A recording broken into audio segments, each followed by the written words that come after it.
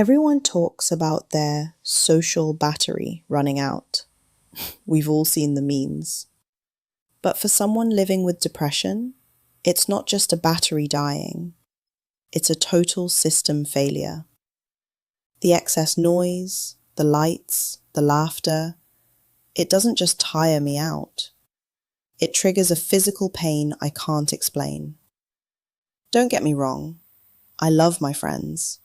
I cherish our moments. But there are days when, while they're telling me about their lives, I feel a visceral urge to just scream and run out the door. It's not because of what they're saying. It's not even about them. It's about a desperate hunger for silence. And I've realized that ignoring this hunger is why most of us crash so hard. I've lost money. I've disappointed people I care about. Once, I bought tickets for the premiere of an actress I absolutely adore. I was so excited.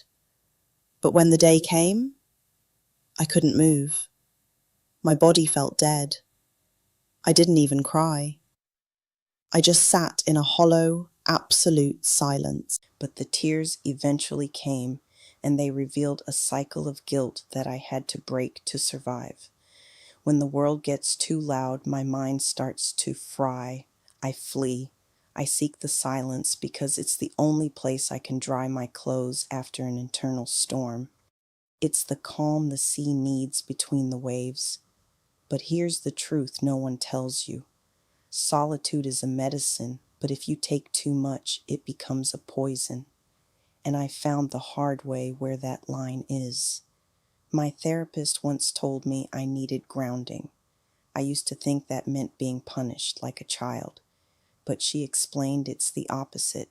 It's about leaving the field of ideas, the maze in your head, and touching the earth.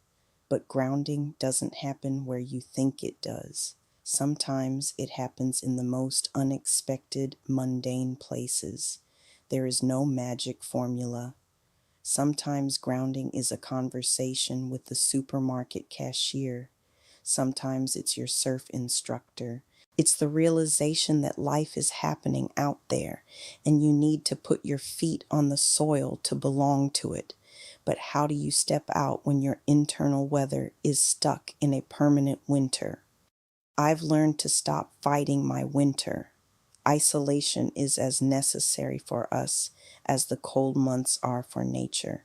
It's the time for things to go quiet so they can actually bloom. Without winter, there is no spring, and without spring, nothing survives. But there is a specific type of crying, a delayed cry, that most of us do. And it's the biggest indicator of whether you're healing or just hiding. Why do the tears only come days later? I asked myself that for years. The answer is guilt. She's an old friend of ours, isn't she? She whispers that you should have controlled yourself better.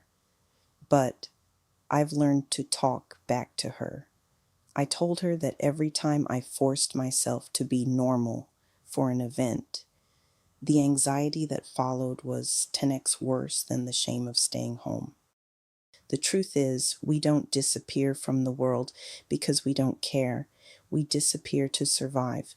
We are listening to a silence that is begging for our attention. If you force the sun to rise before it's ready, you don't get a morning, you just get exhausted. And if you're a friend of someone like me, there is one thing you can do that matters more than any advice you could give. Wait for the internal sun to rise. You can't hurry it. You can't pressure it.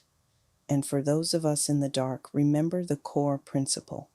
None of this is your fault.